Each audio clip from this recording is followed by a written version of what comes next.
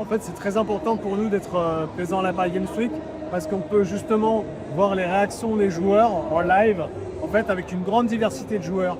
Et c'est hyper intéressant, on a des joueurs très vieilles, là on voit des joueurs manettes, on a tous les goûts et les couleurs, et donc comme ça on se rend compte de, ok, tel joueur aime ça, tel joueur aime pas ça. En fait, c'est un vrai test de leur nature pour nous. Là, on sait déjà que la démo, elle est un peu lente au début, c'est le début du jeu.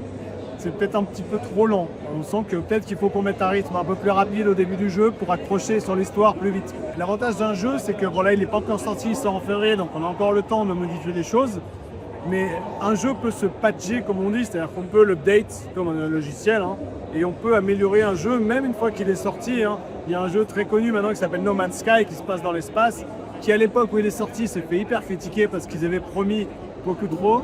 Et sauf que maintenant, 10 ans après, le jeu est un énorme succès parce que petit à petit, ils ont amélioré, ils ont updaté gratuitement à chaque fois le jeu. Et donc maintenant, le jeu est génial. Voilà. Quand on a fait nos 2 premiers jeux, c'était très très dur d'avoir de l'audience, de se faire connaître parce que la visibilité aujourd'hui, il y a 20 000 jeux qui sortent par an rien que sur Steam. Donc être visible, c'est très très dur. Être sur un salon comme ça, où il n'y a qu'une vingtaine de jeux par exemple sur ce stand, c'est déjà une grosse visibilité en fait par rapport à rien sur Internet. Donc en fait, en termes de marketing, c'est aussi quelque chose de très important, les salons.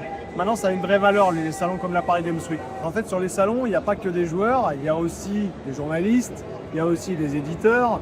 Et donc eux, ils regardent et ils sourcent, comme on dit, les projets. Ils regardent quel projet attire du monde, quel type de public est intéressé par ce jeu. Donc en fait, pour eux, c'est un mini-test grandeur nature. Comme ça, après, il y a les cartes, ils viennent et disent « Ah, on va se parler, c'est intéressant, ce jeu peut-être qui m'intéresse. Est-ce qu'il vous reste un peu de budget à fournir ?» Donc c'est génial en termes de business en fait.